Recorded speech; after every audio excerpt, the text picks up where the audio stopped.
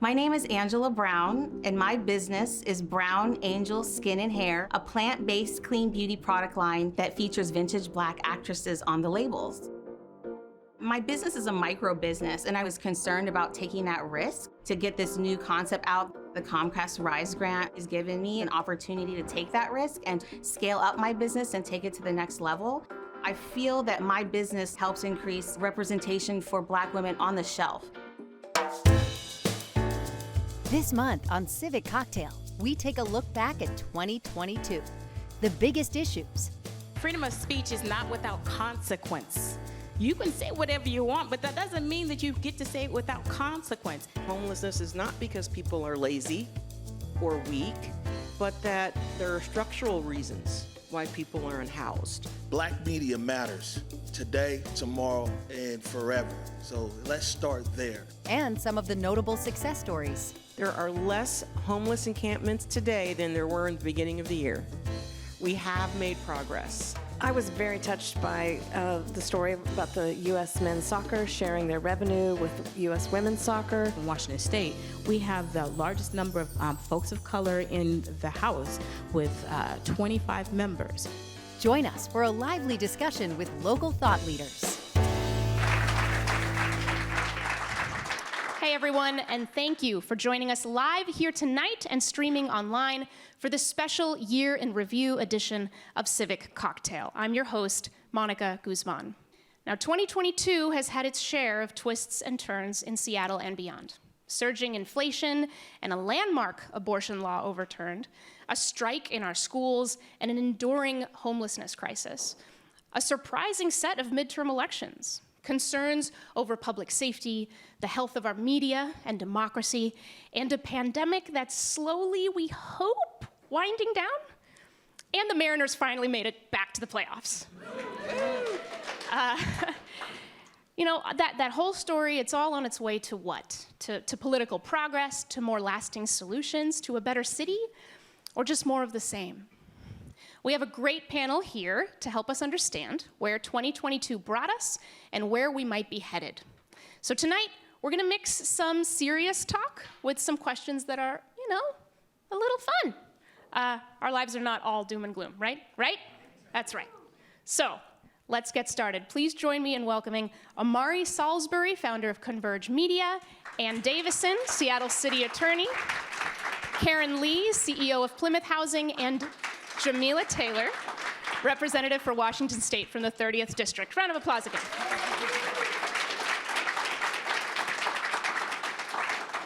All right, let's start with the visuals. What was the strongest visual image for you all from this year? Let's start with Jamila. For me, I believe the strongest visual image was reflecting on how far we have to go on our housing crisis. The fact that we are seeing activism in many different communities that haven't been engaged in the conversation of where we need to place our important housing options and permanent supportive housing, seeing folks come together, making sure that there's equity across the board and across the county as we are responding to this crisis. So what's the image that stands out? The new affordable housing complex coming up, or protest? What's that image in your mind? I would say the activism. The activism in seeing more people engaged in the political process, and it doesn't look the same for everyone. It's not always on the street. Sometimes it's having that important conversation at the kitchen table, in the grocery store, amongst your friends and your neighbors. Karen, how about you? The strongest visual image? My strongest visual image was really at the beginning of the year, just the sheer number of tents that were downtown, all throughout downtown, and just seeing individuals just walk out in the middle of rain, snow, anything just to live their lives. So that was the starkest and saddest visual for me. Thank you. Anne? For me, it really is a personal note. It has culminated in being so thankful and seeing my name on the door of the city attorney's office. And frankly, it was humbling to see my name and humbling to know that I've been placed in that position to make important decisions for our city and to be accessible, to be a city attorney that is here and present in conversation And I take that to heart with a lot of seriousness, and it really was just a fantastic day to see that happen for me and to take my kids and have them see that, and that we work hard and we pitch in where we can and use our skill set where we can to help, and that culminated into this. Omari. For me, the strongest visual would be October 20th. It was a candlelight vigil for my good friend Devon Pickett Jr. And less than a mile from here, right on Martin Luther King and Union. And the reason why it stood out is the sheer number of people. The Seattle Police Department had to close MLK, but also the diversity of people. You know, I mean, I've been saying for a long time, you know, black folk been dying, been getting killed, murdered, and, you know, oftentimes, you know, it's not even often, it's just the truth. People don't care, you know. We turn our humanity on and off in this city. But, you know, with around Devon Pickett Jr., we saw humanity on 10 across the Emerald City, and so that was the most vivid image to me. Thank you. So I want to ask this next question, maybe a bit more of a challenging one. What's something you changed your mind about this year? And instead of going down the line, I'm gonna pick Karen. I started wearing my hair natural. Oh, And I did not do it. Thank you. I did not do it today because I'm on this show, but as a black woman of color, we were raised to never wear our hair in its natural state. And you were raised thinking that your hair was ugly. And so just recently in my life, I've decided, you know, my hair is beautiful. It's part of me.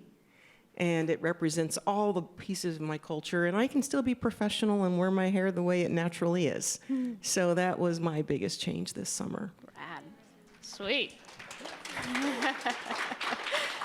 And what's something you changed your mind? For me, it really was about understanding how deep the fentanyl crisis really is The in our city. fentanyl crisis? And not that it changed my mind, but it really, the gravity of it and the seriousness and the urgency of it has really culminated in me realizing this is not something that we can spend even one extra day talking about. It is urgent, and the number of deaths from that is a direct line up on the data graph. So it is a serious issue, and so for me, just the urgency of it is what has culminated in this year. Jamila. I would say recognizing how significant our crisis around access to behavioral health. It didn't seem as bad as it could be until the pandemic, but the safety net was decimated. And what I changed my mind about is standing by around making sure, not making folks think that the pandemic is over and that folks are getting the resources that they need, making sure that they know that we need it at every level. We need to make sure that we're addressing folks in crisis, folks who are not in crisis. Sometimes we're over-medicating, self-medicating, and it manifests its way in different parts of our community. And so I just can't sit by and watch folks vilify our neighbors and our family members around having a substance use crisis or a mental health crisis. And I had to go headlong into it and talk about it out in the campaign. Omari? Yeah, I mean, for me, I don't know if it's something I changed my mind, but something we doubled down on is that, and no disrespect to our elected officials here, is that government ain't coming to save us, especially black folk. You know what I'm saying? We got to save ourselves. And so we've doubled down on, if you notice, Converge, you guys might notice we ain't caught up in the Twitter wars between all these people and all these things going on. Or, you know what I'm saying? A lot of stuff, we put our energy in our community. We put our energy in empowering young people, about making films, you know what I'm saying, that uplift our community, about bringing all these young, I tell people all the time, I can spend an hour down at City Hall arguing with Ann, or I can spend an hour teaching a young person how to use a camera and which one's going to be more powerful. So we just doubled down on the fact that we're not looking to government to save us. Government has a role, but we got to save ourselves. Right. So Jamila, we're going to turn to you and the legislature. What are the most important policies passed by the Washington State Legislature this year?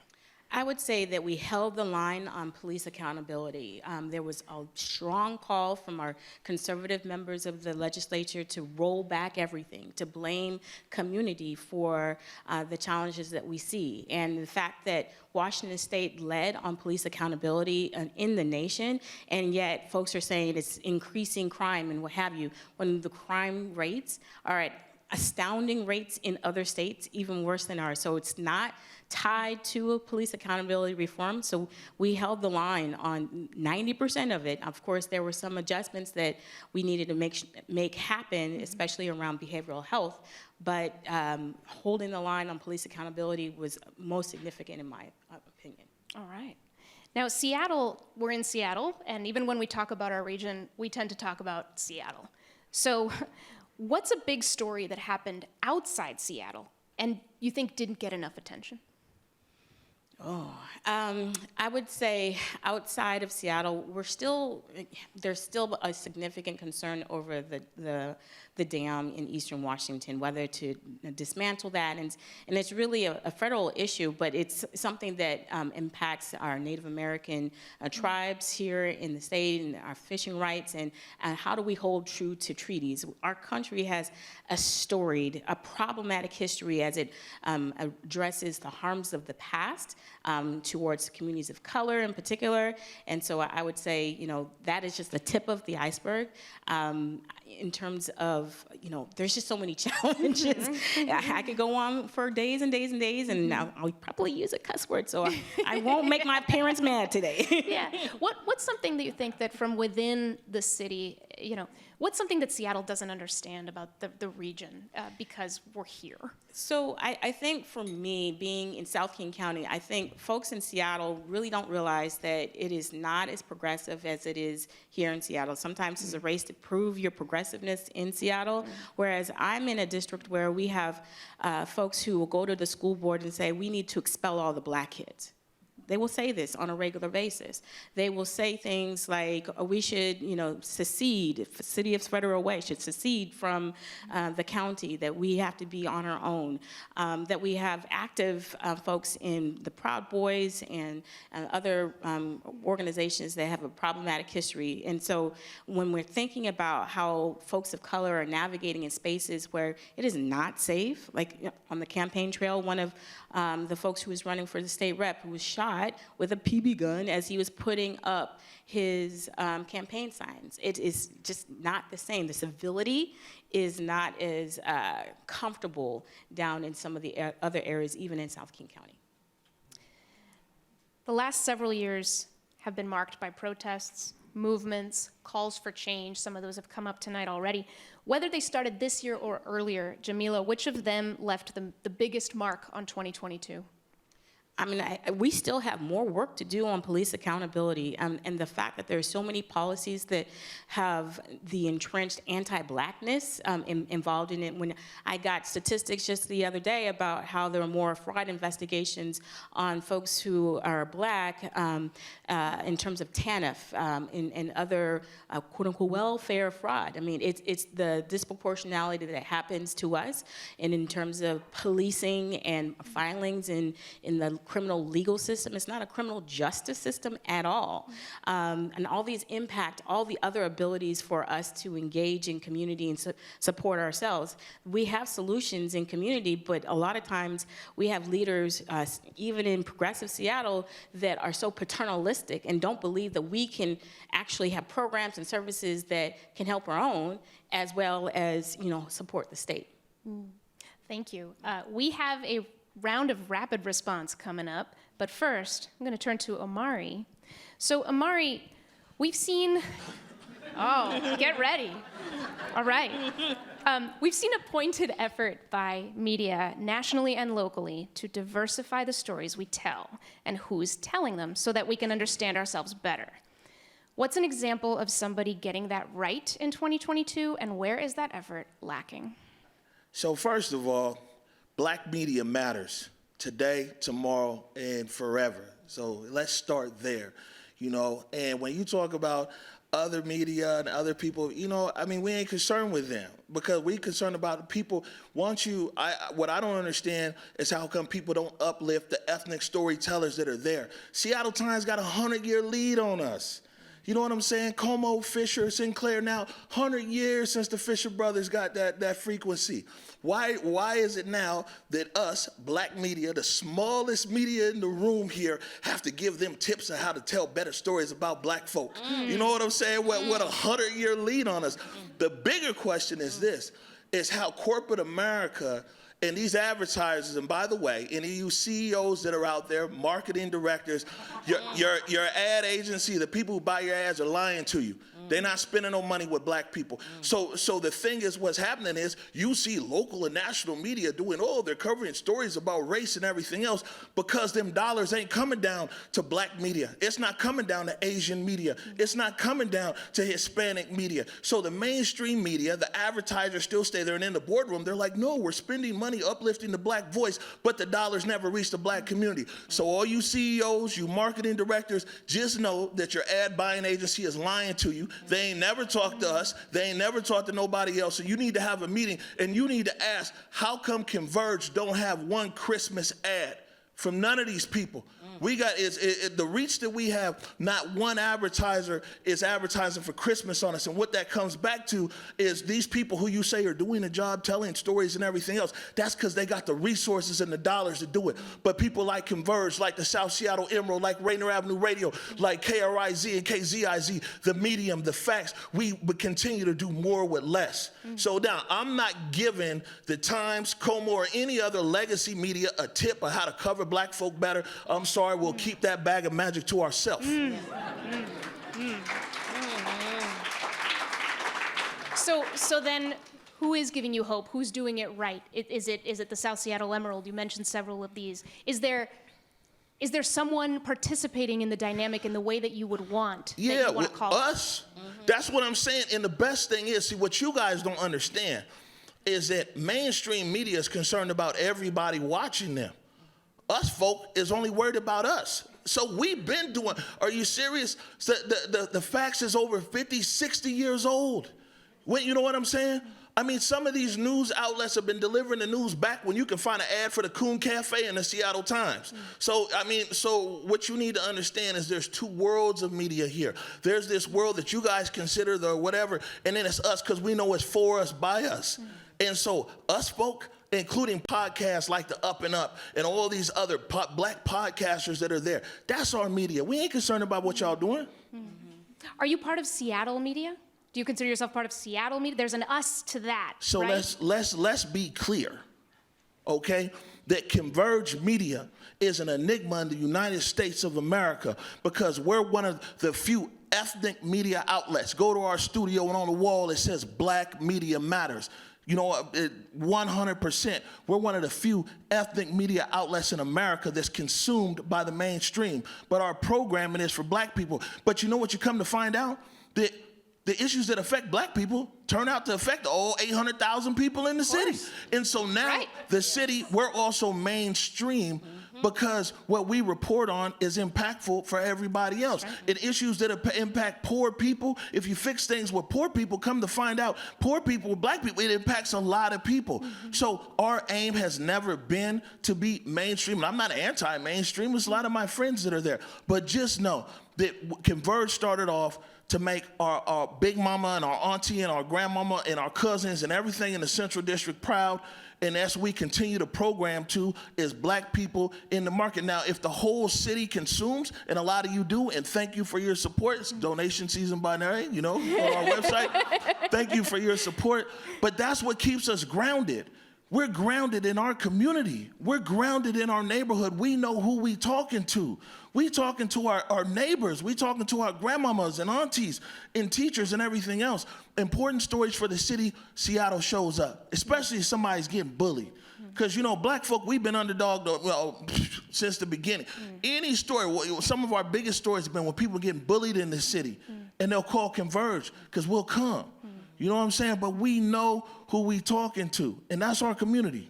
So speaking of getting bullied, let's go a little broader to Twitter, Elon Musk, and free speech. That's the debate that's really heated up this year, is about speech, with Elon Musk bringing his free speech absolutism to the platform. And there's lots of different strategies out there for dealing with misinformation, keeping it in check.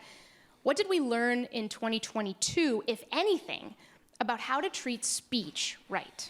Man, well, I mean, first of all, I'm not a constitutional historian, but it says that the Congress of the United States should not make any law abridging the freedom of speech or whatever. You know what I'm saying? That's Congress with the free speech. There's a company, but we've become so lazy here. Imagine how lazy we are. There's somebody who owns a company and now it's like, oh, is this free speech? That's a company. Press off. You see what I'm saying? Like, how can this even be a debate? And then the other thing, when you go, I'm sorry, but a lot of our followers don't have the luxury of Twitter. So just to let you know, it's a luxury to sit there and read all these threads, the Twitter files, 25, whatever. You know how many people or follow Converge or consume our media that are essential workers with 2 and 3 jobs, and it would be a luxury to sit there and be on Twitter to be like, oh, what's whatever. You see what I'm saying? Twitter does not determine freedom of speech. And any elected official here, Jamila and Anna, tell you that when they went out there on the road and they went into the streets and public meetings and everything else, that's where freedom of speech happens. And the day that freedom of speech is restricted in the neighborhood, in the community center, in the church, then you got a problem. But this is a private company, man. Delete the app if you don't like it and move on. And one thing I will add is that freedom of speech is not without consequence. You can say whatever you want, but that doesn't mean that you get to say it without consequence. The rise in comments on Twitter, anti-Black comments, it's the highest rise, 500% rise in anti-Blackness. I mean, the folks are bold about how angry they are against Black people. For what? For the advocacy that helps their entire nation? This is crazy. Well, if anything, then all that does is let people, especially white people, know, like, hey, look at your people. You know what I'm saying? It's brought it out. You know? I mean, one thing here in Seattle for sure that we talk about is Seattle really does have a lot of white people that voted for Obama, got Michelle's book autographed, but don't like Black folk. Even put the Black Lives Matter sign in the window. But be scared when somebody Black might come to their door asking for directions. They're okay colonizing neighborhoods. So this is what I'm saying is like who we reach, and this is what you guys need to understand though, is it's like, yeah, it's all bad, people are talking crazy, everything else. But man, this is where community media is important. Because when I go to my community, they're indifferent. They're like, yeah, Twitter, I don't know, man. I got to get ready to go to my second job. Tell me what's going on down there at City Council. You know what I'm saying? What's going on down the street? It's a luxury to be consuming for hours on Twitter. And just know that a lot of poor folk and a lot of marginalized folk and people that we talk to don't have that luxury. Thank you. So before we get to rapid response, Omari, I hear you're a sports fan. And there's something about sports. See, now she can make me smile.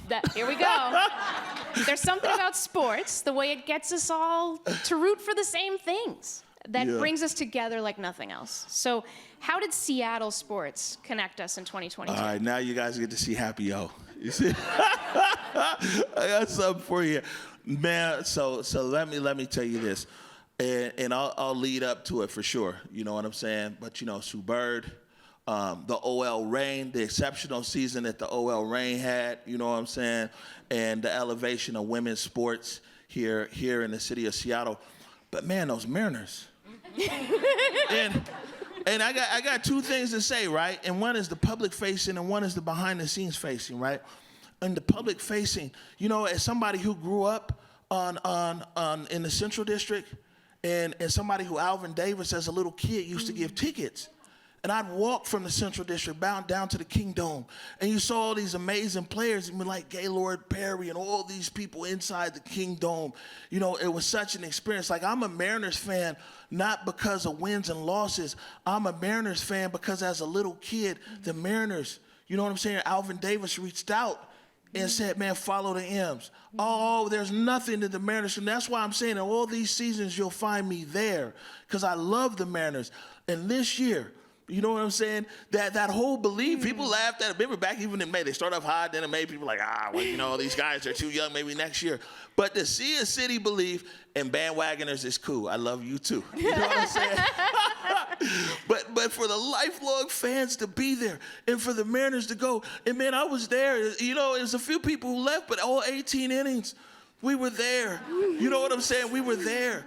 But the backside of that, though, right? And so the Mariners this season, they let people know that you could believe again. And, you know, in my community, sometimes all we have is our hope and our faith and our belief. You know what I'm saying? And seeing those M's go out there and pull a whole city together was powerful. But something else happened with the Mariners behind the scenes, right, that people might not know, is that behind the scenes, Converge was able to work with the Mariners as far as sports coverage. Right? And so even our photographer, Liv Lyons, who's back there, one of the few black women photographers in all of Major League Baseball, you know what I'm saying, was there at the ballpark. She's also over there, Climate Pledge, now with the Kraken. But the Mariners community outreach, you know what I'm saying, and what they did is amazing. And so what the fans see with the M's and what people don't see, what community behind the scenes, the Mariners did an amazing job. I will say this, is that, man, to see Steve Ballmer go crazy in the pledge, talk about bring basketball back, the Sonics back, that was live too. I'm hopeful for the Sonics. I know that'll bring our community together. Yes, we will talk about that soon. All right, thank you. So here we go into rapid response, and this is the challenge. Can you respond in a few words? I don't know. I'm skeptical. We'll see. All right. What is the single best thing about living in Seattle right now? For convenience sake, we are going to go down the row. Jamila. Okay. Oh, all right. Can you do it? You can do it. The single best thing about living in Seattle right now. Go. People. The people. The people. Yes. That's good. All right. The people. Karen. The environment, Yes. the beauty. There's some beauty. Anne. Custom coffee on every corner. Got a lot of caffeine around here. Omari. Yeah, irregardless of displacement and gentrification, the sunrise and the sunsets remain the same. Yes. Yes, beautifully said. What show is the most binge-watch worthy that you have seen? And if you don't watch TV, pick an album, pick something else in culture. Jamila. Man, I have been watching Wednesday on Netflix. All right, we got Wednesday fans? I did. Cool. I didn't think I would get into it real quick, but I did. And I'm rewatching The Wire. Oh, nice. Legend. Legend. Karen. This is a movie. Okay. But it's The Woman King with Viola Davis. Yes, If any of you thank have you. seen the power of the women in that show, Good stuff. I told my daughter if she were 9, she's now 26, I would have made her watch that with me every Friday night. I'd probably make my son watch it too, but it's just an Gotta amazing see that. movie. Great. Okay, Anne. I am just quintessential sports, so sometimes I rewatch the Tour de France. I know that sounds really weird, but I really love That's awesome. and Premier League soccer. I mean, I really just do enjoy watching sports. All right, great. Amari. Yeah, you guys can watch the same thing I watch and binge, The Day with Trey, every morning at 11 a.m., Mondays through Friday on Converge Media Network. You heard it here, folks. All right, so gonna remind us about the few words so we can get through these because they're fun. What's your favorite getaway in Washington State? Ooh, anywhere with warm water, so the hot springs. Oh yeah, I was like, where is that? Yes, the hot spring. A hot tub, That'll you know. work. The hot tub, also good. Karen. Well, I live in the 30th district. Hey! So, which Did you is vote for me? I did. Thank you. I did. And so it's very close to Federal Way. So Saltwater State Park, Dash Point State Park, they're Nice. just gorgeous. They face west. Anne. I'm just gonna say Magnuson. It's the closest park to me where I've got trails, water, everything. It's fantastic. Beautiful park. Amari. Hurricane Ridge. All right, we got fans. What book are you reading or most looking forward to reading? I'm getting into Afrofuturism, so I want to read all of Octavia Butler. She's great. Karen. Oh my gosh, I always have 4 or 5 books open at any given time. And then I saw a couple really good books Yeah. over here. And and then I always have management books going. So I'm trying to think out of the 10 books I have. Michelle Obama's latest book. There you go. All right, Anne? Reading is work for me, so I don't necessarily choose to read in pleasure, so I go back to sports, I will say. Sports coverage. Yeah. That'll work, Omari. So there's a book called Unseen, and it's the unpublished history of Black history in the New York Times. So there's thousands and thousands of photos, mostly black and white, of Black history from New York Times photographers. The name of the book's Unseen. Unseen. All right. All right, one more. If you could have dinner with one national figure and one local figure, Jamila, I'm going to give you a minute, okay? If you could have dinner with one national figure and one local figure, who would it be? Na, na, na, na, na, na, na, na, na, na, na, na, na, na, na. Okay, Jamila? What? Was that a hint for me to start elsewhere? I'm sorry. You're right. Let's go the other way. Gosh, where was my head? Omari, why don't you start? All right. If I could have dinner with any one national figure, it would be Bob Kendrick. Bob Kendrick is the president of the Negro League Museum in Kansas City. You know what I'm saying? I think that would be an amazing dinner. And anybody local, it would be Twyna Nobles, because Twyna is lit. Can you say a bit about who she is? Twyna is a representative. Senator, state senator down there. I don't know the exact district, but representing Tacoma.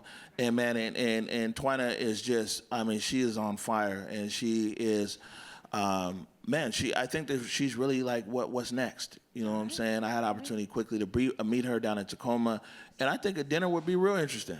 All right, there it is. Okay, Anne. Locally, it would be with a friend of mine, though, who is an author, Tom Hansen, who wrote American Junkie. I do spend a lot of time just learning from him what his life has been like, and when he tells me he wished that someone had cared enough to help him stop his addictions before he hurt himself, I take that to heart, and so that would be what I do. I'd probably have to go internationally, and I would say my all-time favorite band is Midnight Oil, so I would say Peter Garrett, of the lead singer for the band. What was the name of the band again? Midnight Oil. They're done and gone, but they sang a lot about environmental songs and political songs and historical songs. So to me, it's great. All right. Yeah, Karen. I'd like to have dinner with Nancy Pelosi. Oh, yeah. She should have some stories. Yeah. Wait, that's the national figure. How local? Chris Gregoire. Chris Gregoire. She's my old boss, and we need to go to dinner. Okay. All right, Chris, if you're watching, you got to catch up. Good. Jamila. All right. Nationally, I still want to have dinner with Kamala Harris to continue to hear from the perspective of being close to power but being pushed out of the room. And that happens every single day here, especially as Black women. We get invited to do the work, and then others take credit. Locally, pretty much, I would love to meet with Dow Constantine. He's the King County executive who supposedly represents all of King County, but I feel that a lot of... Can I come too?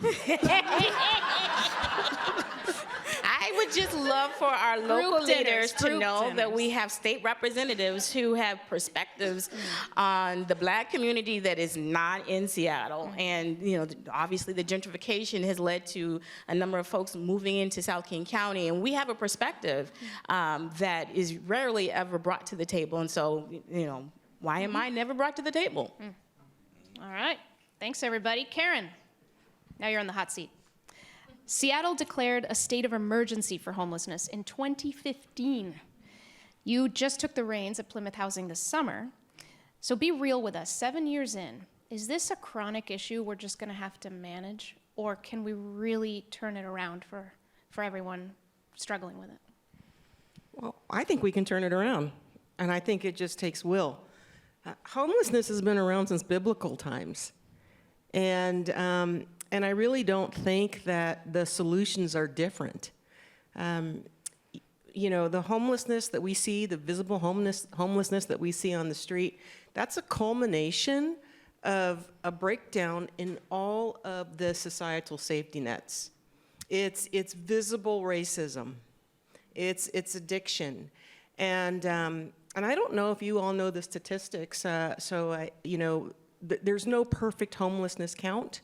If you go to the regional housing authorities website, they will, they mention that, but the point in time count is about 13,000. We believe there's about 40,000 that are unhoused. But what percentage does anyone here think the Black representation of the 13,000? I'll give a hint because we're about 5 to 6% of the Seattle population. Does anyone care to guess? Well, Omari? Ain't no number, but it's disproportional. You're right, it's 25%. It's very similar for Native Americans. And no wonder when you think about where Black people are in terms of income, in terms of over-incarceration, in terms of the fatigue of having to live in a society that is not friendly, fights to keep you out, and it's just quite sad. But I remain hopeful for a number of reasons. I think that that Bruce Harrell and his administration are on the right track, and they're committed. They're doing what they can with the power that they have. I think that that the Seattle community understands that homelessness is not because people are lazy or weak, but that there are structural reasons why people are unhoused. There's income inequality. And then, of course, we have addiction, and the drugs today are 10 times more powerful than what we grew up with for those of us who were around in the 70s. So I am hopeful because I know that, that despite our differences, we believe in dignity, and none of us like to see people living on the street. And so I just carry that belief forward. The people that I talk to, people come up to me and they'll say, I know who you are. You're the new person at Plymouth. And they'll launch into why it's so important and why permanent supportive housing is so important for the people that are on the street that are suffering. So I have tremendous hope that we will solve it. It just takes will. So this year, Tacoma, Kent, and Portland all passed or tightened camping bans. And as many of you probably saw, New York just announced a plan to hospitalize some mentally ill people who are living on the streets. We want to help people in our city who are struggling. Is it time to be more heavy-handed on homelessness? Well, heavy-handed in terms of, are we going to fight homelessness? Absolutely, it's time to be heavy-handed. Now, the technique that New York City is going to use, I don't know that I would agree with that, so we'll have to wait and see what happens. I don't think that hospitals are the solution to homelessness. I think housing and the right programs, the right treatment for individuals, on-demand treatment. Now, today, if a person comes up to Jamila and says, I am ready right now. I am not going to use drugs anymore. Can you help me today? I think the bed wait is 277 days, and then 200 hours to even have a navigator come talk to you. So your will is not going to be there by that time. And that is what we need, on-demand places where social workers who know this work, peers who know this work, can help you begin to make good decisions about your life. And not hospitals when you're going to be stacked up along the wall, right? Absolutely. A bed, a place to live, the support that you as an individual need to become housed and become stable and then start to get your life back together. Thank you, Karen. So, Anne, we're going to turn to you now. There are lots of concerns out there about crime and public safety, as you know, a very, a top issue on people's minds. What's something you learned about what it's going to take for all Seattleites to feel and be safe in our city that you didn't know in 2021? I think, again, I focus on, and similar to what Karen shared, is how serious situations are for people who are hovering along the competency line. And then when there is interaction then with criminal activity, because a lot of people are victimized, and then they are the most people that are not going to be able to self-organize or self-advocate for needing to have assistance as far as being a victim. In addition to then if they are caught in a cycle of that where they are involved in criminal activity and then going through the criminal legal system in a cyclical way, and we are not understanding from a social response, we need to be taking notice of that and making sure that that does not continue in a cyclical way. So to me, it really is just more of the underscoring of how serious that is, and that at the misdemeanor level particularly, when we talk about root causes, this is where we need to be making sure we have meaningful intervention, and we don't wait until then there is a felony involved, and then it's a more serious crime and a more serious event for that person. The public perception on crime and policing and law enforcement, as you know, it's soured over the last few years. So can data help us understand which fears are warranted and which are not? I think data is important, and our Seattle police have been doing a fine job of gathering data in that regard for many years. But historically at the city attorney's office, that has not been the case. So I have brought in a data analyst. I've always intended to bring a data and transparency team to the city attorney's office to understand what has been going on there, to inform me so I can make better decisions, but also to inform the public as a whole, because it is one of the public safety partners. And unless we can understand what is the data telling us, we then have that disconnect between people's sense of fear or safety and then the numbers that either reflect it or don't reflect it. And it's that incongruence that we all walk around with. And it's a subjective sense. When someone says they're afraid, they're not right or wrong, right? When someone says that they feel safe, they're not right or wrong. It really is a subjective thing, and they should be respected. But we want to at least line up and have it be as congruent as possible so that everyone can feel safe in their neighborhood. Mm-hmm. So I promised we would get back to the Sonics. Fun fact about Anne, in 1996, when the Sonics went to the NBA Finals, she was there because she worked with the team. So. So it's your fault the Sonics left? Oh, okay, I ain't know where it was going. And will we ever get getting them back? Will we ever get the Sonics back? I mean, I'm so hopeful and always wear my Sonics gear. But I did, yes, I was so fortunate to have moved here in January of '96, and 6 months later we were in the NBA Finals. And this is why I fell in love with this town, because it was electric back then, and we just quintessentially need to have the Sonics back. Okay, all right. Well, we'll see. We'll see. Counting down. All right, now it's time for a lightning round. Here's what that means. It's even less than a few words. I see Omari giving me like, what is this? All right, we're gonna do thumbs up, kind of in the middle if you're not so sure, or thumbs down. Audience, please feel free to join us in this. This will be fun. Look around.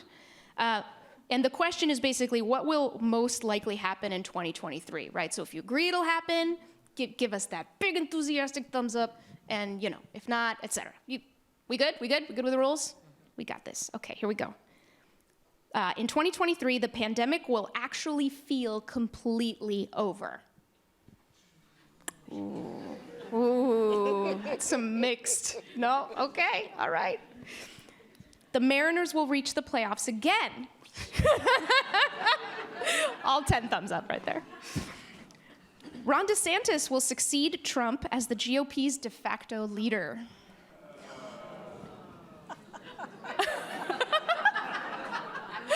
I'm not legitimizing that question. All right. Anne, are you abstaining, Anne? I've got to be hopeful. Oh, you had up. Okay, you had up. All right. Okay, interesting. Most workers will have a change of heart and come back to the office. The workers I know ain't never leave the office. Yeah, that's right. That's true. Washington State will break its all-time heat record of 120 degrees set in 2021. What do y'all think? Saying no? Okay, we got some climate optimism over here. Okay. The war in Ukraine will end. You're not, yeah, Omari's not so sure. Okay, all right. Well, some mixed answers here. And the Kraken will win the Stanley Cup.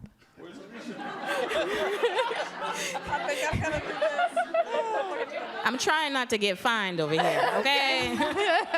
That's right. Some things you just have to say, yes.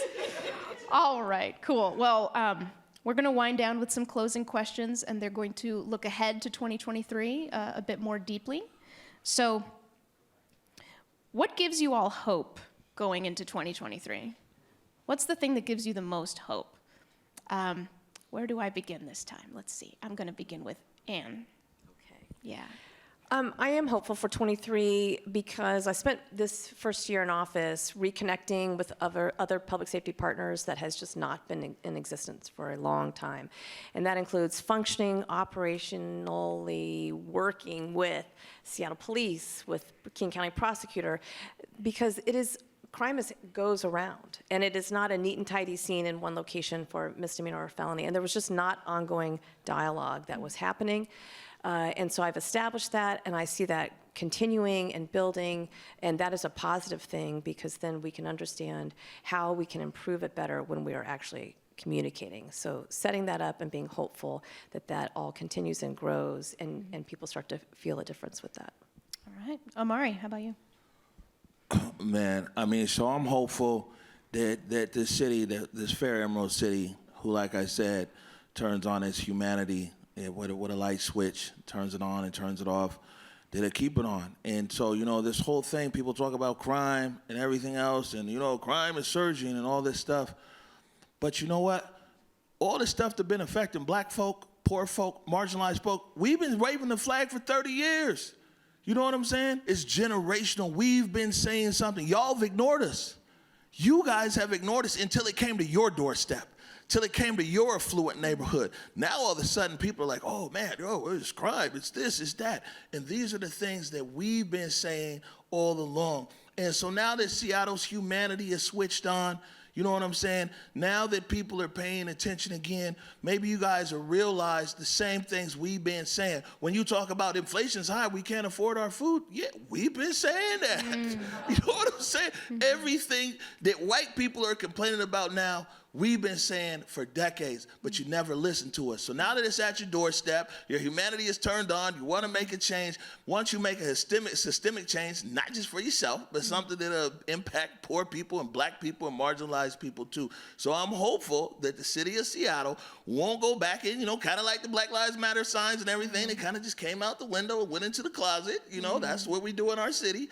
Hopefully, I'm hopeful that in 2023, that real change, beyond being a dope newspaper, real change won't just be a buzzword that we do at the water cooler, but people will actually dig into it and make a change and actually listen to these communities that have been impacted for years, well before it was just a headline somewhere. Karen, what gives you hope going into 2023? Well, Plymouth serves 2,000 formerly unhoused individuals today. And I'm excited because we're bringing on new projects. So that number of 13,000 that are currently unhoused will at least be 12,750 by the end of the year. And I believe we can do this, community members. There are less homeless encampments today than there were in the beginning of the year. We have made progress. So I believe we can do it. I believe we can house all of our citizens. All right. Jamila? I would say, I think legislatively, I think we have so much more work to do in a few areas. One is the developmental disability space. It's one of the most marginalized communities where there is disproportionality, that we need to take care of folks who need our help desperately. And Washington State is lagging, is behind. We also need to make sure that folks stay focused on our behavioral health resources. In the last biennium, we invested nearly $1 billion in building out infrastructure, addressing the compensation rate for providers, making sure that resources are in areas.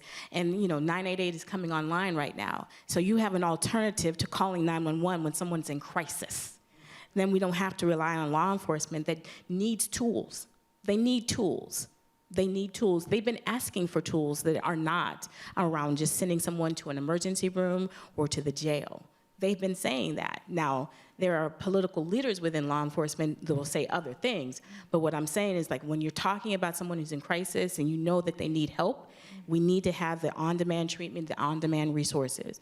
And then most importantly, for me as a Black legislator, I want to make sure that folks see Black leadership in particular be seen as someone who's able to uplift all, even though it's coming from the lens of Blackness. Because when we have folks who are talking about perspectives that you may not be familiar with, it is not about taking away from you. It's about enlarging the pie and making sure that the pie is actually helpful for everyone. And so when you talk about the representation that we have in Washington State, we have the largest number of folks of color in the House with 25 members. And you think about that, 25 members of color who are in all areas of our state who are representing districts that are still primarily white.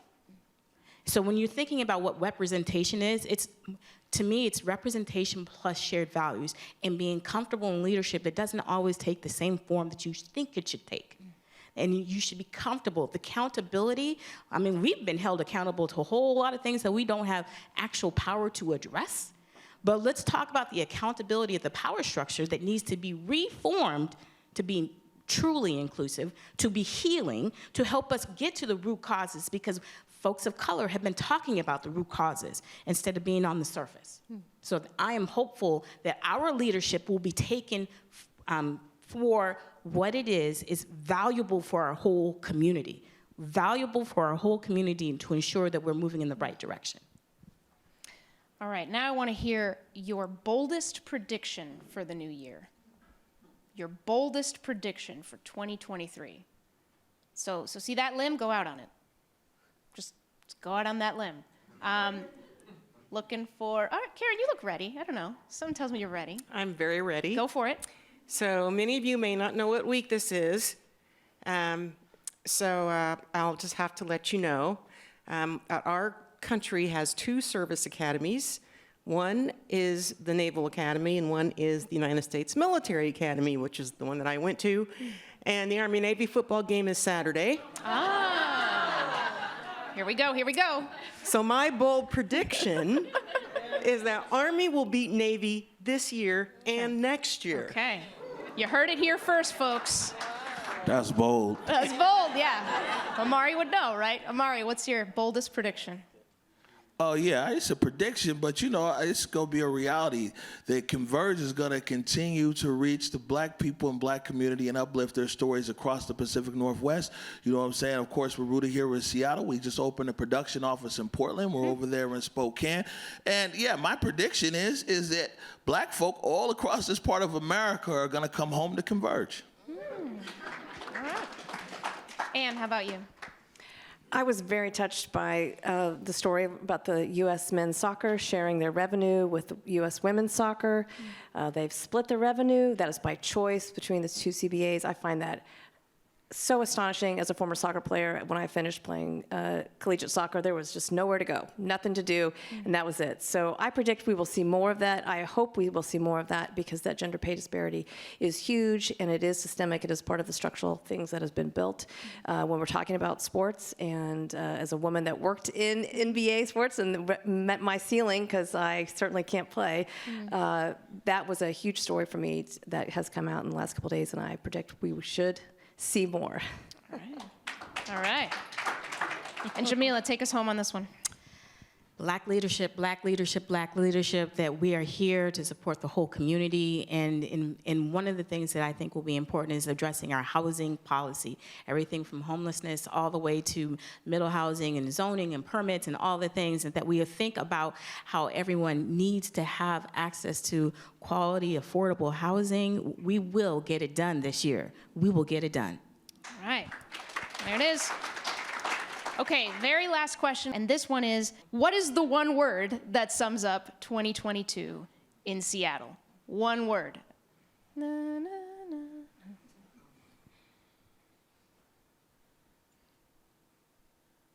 Jamila.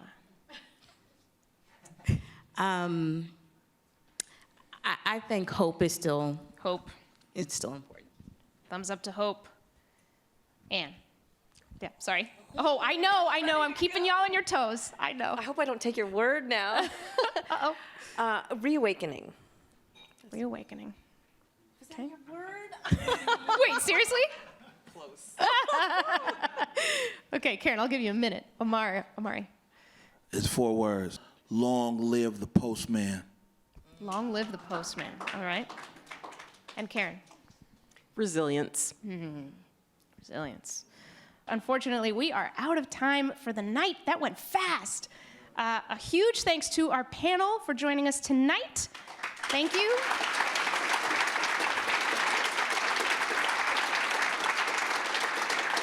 All right, well, what a year it's been, and we were in for another big one next year, and you heard all the bold predictions, so keep them in mind. Thank you to our audience here at Town Hall and all of you at home.